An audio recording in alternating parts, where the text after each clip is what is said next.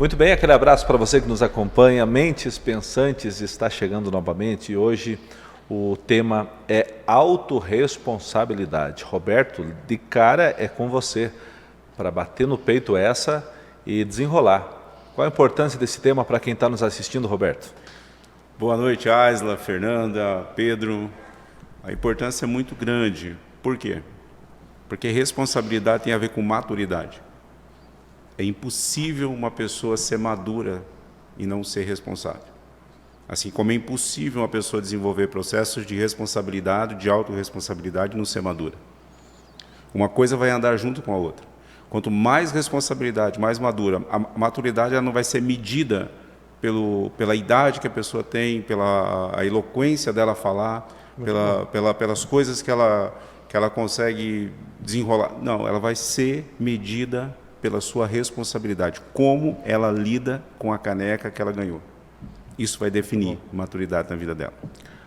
Autorresponsabilidade é o nosso tema de hoje. Pedro Loyola, seja bem-vindo. Muito obrigado, Aislan, os meus amigos, Roberto, Fernanda, a você que nos assiste, que é o principal aqui, né? Estamos juntos em mais um podcast e prontos para agregar ainda mais valor para todos que estão nos ouvindo. Teu conceito de autorresponsabilidade logo de cara aí, vai lá. Eu prefiro falar o que não é autorresponsabilidade, que eu vou mexer com você que está aí do outro lado. Quem não é responsável é vitimista. Ou seja, a culpa não é minha, a culpa é do Roberto, a culpa é da Fernanda, a culpa é do Aislan. A responsabilidade ela não é minha, eu errei não. Foi porque Roberto me direcionou a fazer alguma coisa e não porque eu quis. Então eu falaria isso, esse né? vitimismo. Que é o que pega aí a sociedade hoje. Fernanda, corrija isso, porque é o seguinte, né? O Roberto começou de boa, o Pedro foi para agressão. Eu quero saber a tua opinião agora, Fernanda. Aislan, boa noite, tudo bem? Boa noite, Roberto. Boa noite, Pedro. Boa noite, pessoal de casa. Eu sou do time do Pedro nessa situação. Quem aí de casa nunca se viu numa situação, numa sinuca de bico e falou, mas se o Pedro não tivesse feito daquele jeito, isso não teria acontecido, mesmo estando no olho do furacão. Então, a questão do vitimismo está muito amarrada à nossa pauta de hoje, sabe? Em relação a você, a necessidade e a importância de você assumir a tua parcela de culpa em determinada situação, sabe? Então, nessa situação, eu concordo muito em relação ao que o Pedro disse. Aponta que não... eu sou coitadinho da história. Aconteceu tudo o que aconteceu, mas foi uma sucessão de erros que não dependeu de mim. Sim. Né? Vamos engajar o povo que está assistindo nesse momento. Autorresponsabilidade, vitimismo. Mas vamos lá. O que mais acontece hoje em dia, né, na opinião de vocês, com relação às pessoas que não conseguem se enxergar da responsabilidade que elas têm? Quando elas vitimizam, quando elas terceirizam. Esse tipo de pessoa, qual é o perfil dela? Aislan, é muito mais cômodo terceirizar a culpa. Comodismo. Comodismo. Resume totalmente a posição de uma pessoa vitimista. É cansativo e demanda de muita coragem você assumir algo. Vocês me pegaram de surpresa, estou tentando lembrar qual é o signo que faz muito isso. Eu já vou lembrar até o final desse podcast, mas pode seguir, Fernanda. Não é leão. É isso, né? É isso, tem muito disso, né? Tem muito. A pessoa não consegue enxergar. Às vezes é uma coisa que parece palavras à toa aqui, mas é muito triste a pessoa, né, Roberto, que ela não consegue enxergar o seu grau de responsabilidade. Sim. Por quê? Porque é bem mais fácil você gerenciar pessoas e coisas, processos. Aí você fala assim, nossa, é fácil gerenciar pessoas?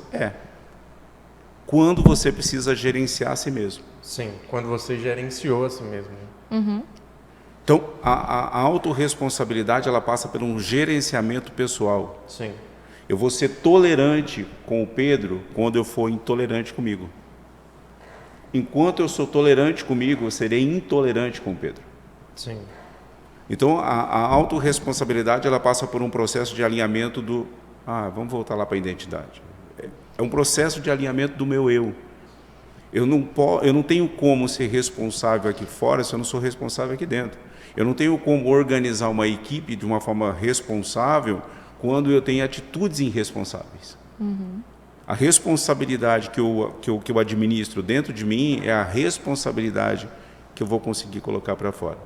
Sim. Muito disso que está sendo falado, o vitimismo, a questão do comodismo, é um processo de responsabilidade que começa, é uma responsabilidade que eu quero dar para o Pedro, é uma responsabilidade que eu quero dar para a Fernanda, mas eu não quero andar nessa via, eu quero que eles andem nessa via. Perfeito. É o medo de assumir o rojão, né?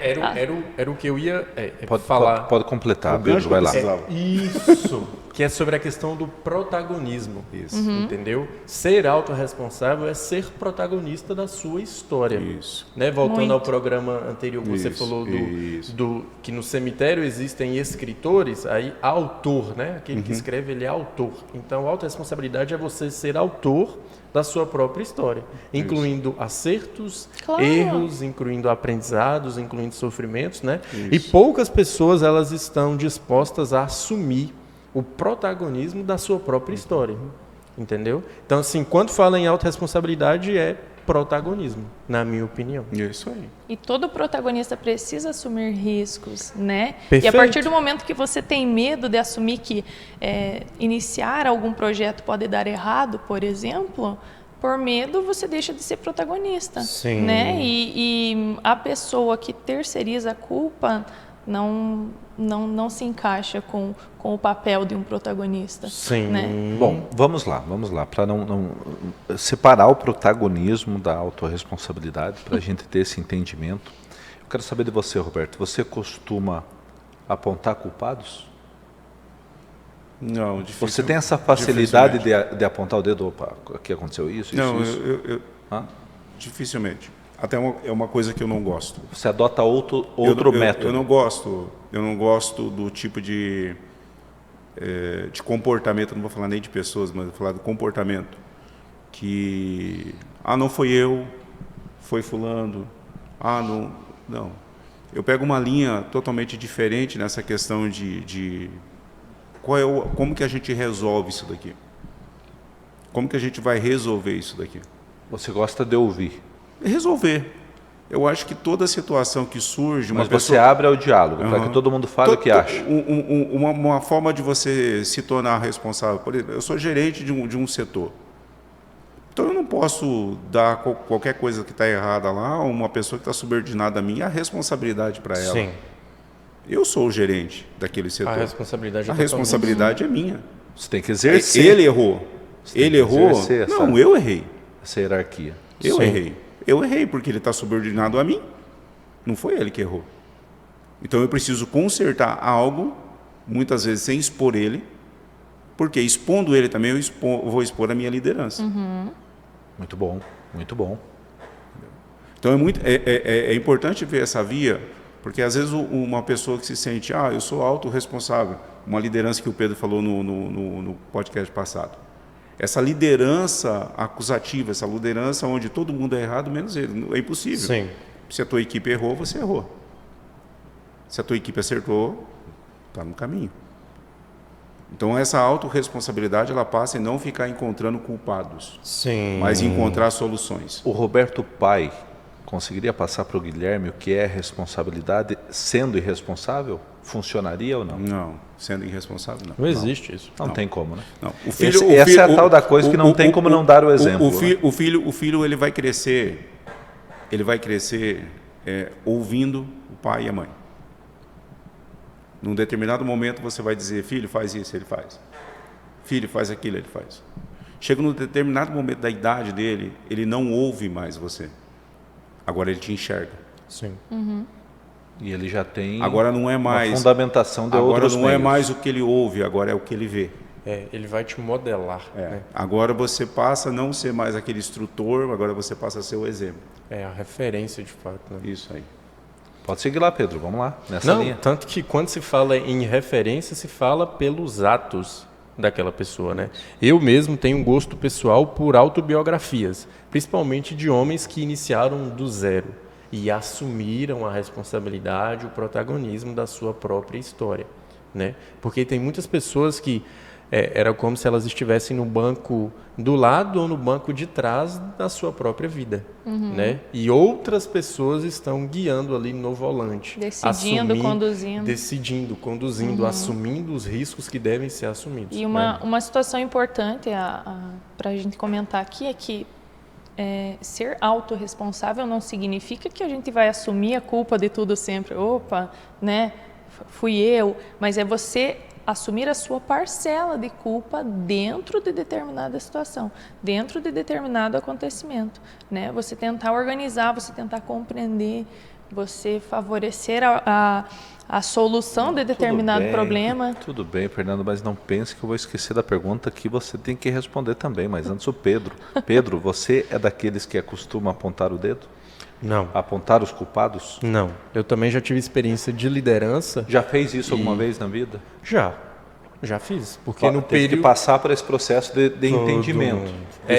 De se reconhecer que o caminho não era esse. Pronto. Eu sempre falo que ninguém nasce monstro, né?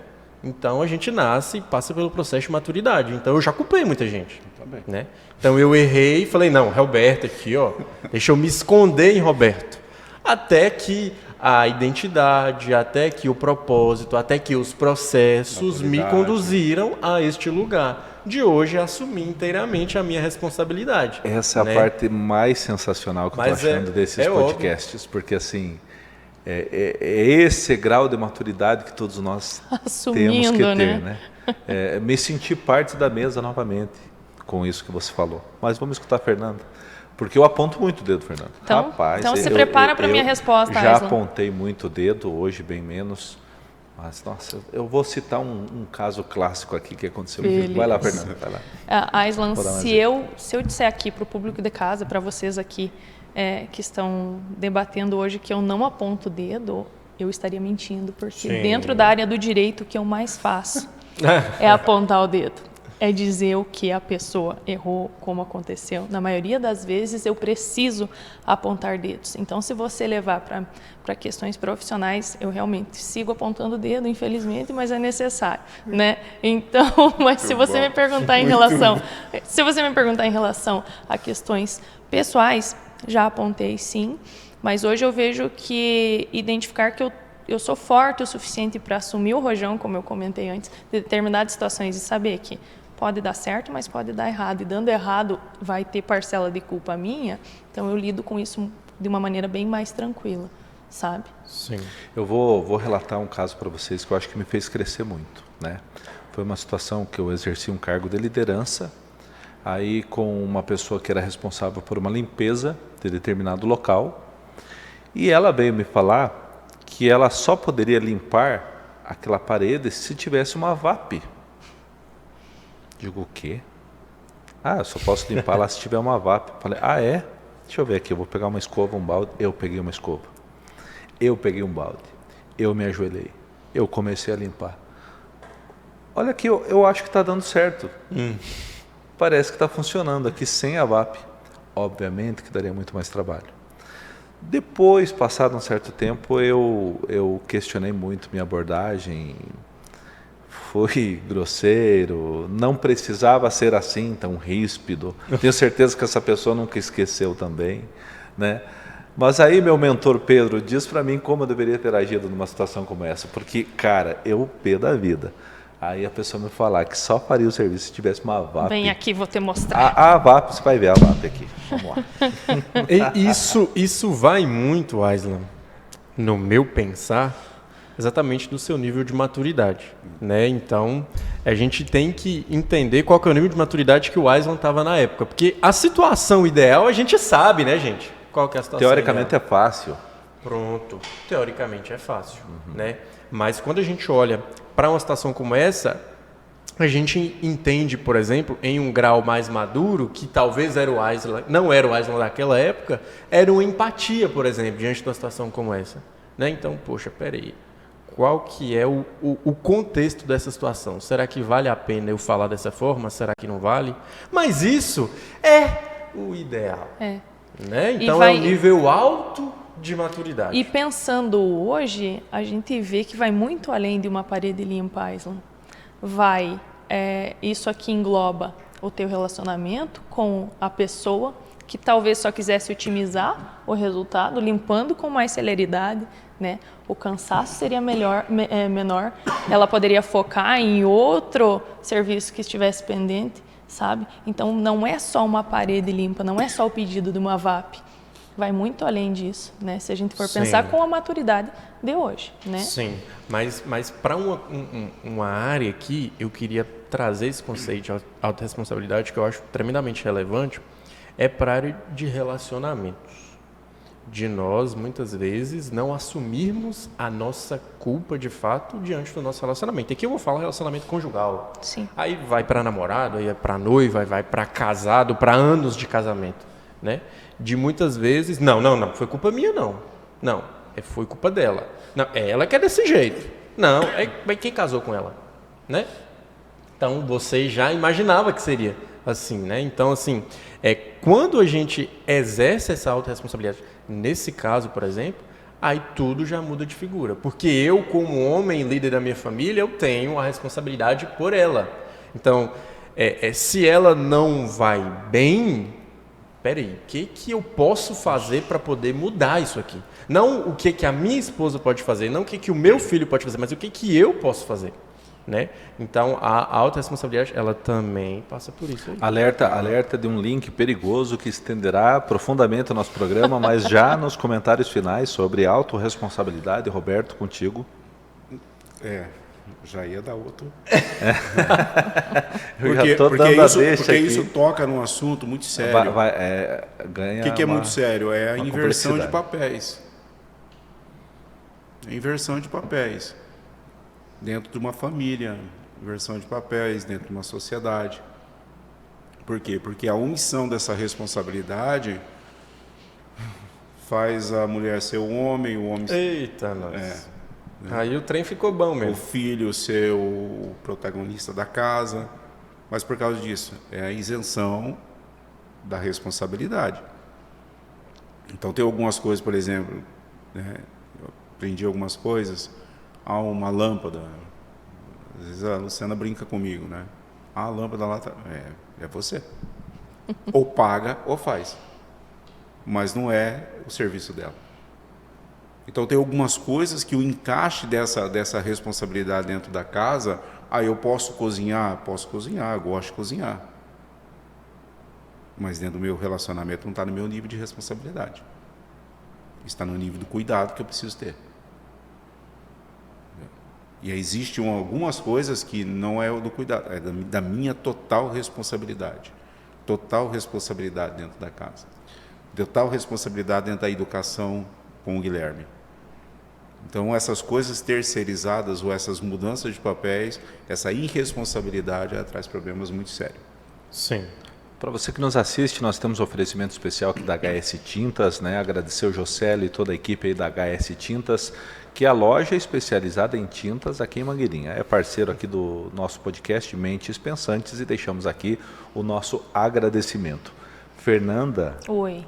Ficou perigoso o negócio, porque eu nessa seara aí... Eu tô te judiando, porque tô indo pro final quando você está com uma sede, tô te dando pouca água. Mas assim, é que você entrar nos relacionamentos, aí a autorresponsabilidade vai longe, né? Mas eu só dando uma deixa, eu sempre digo, a pessoa está gordinha, ela é responsável por isso. Sim. A pessoa está desempregada, ela é responsável por isso.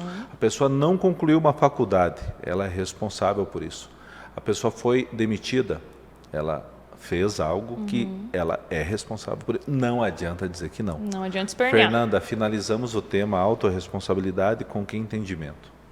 Com o entendimento da importância de você observar o cenário para que você compreenda o que você poderia ter evitado em determinada situação. Para fechar aqui, como a fala foi de relacionamento, relacionamento é construção. Casamento é construção.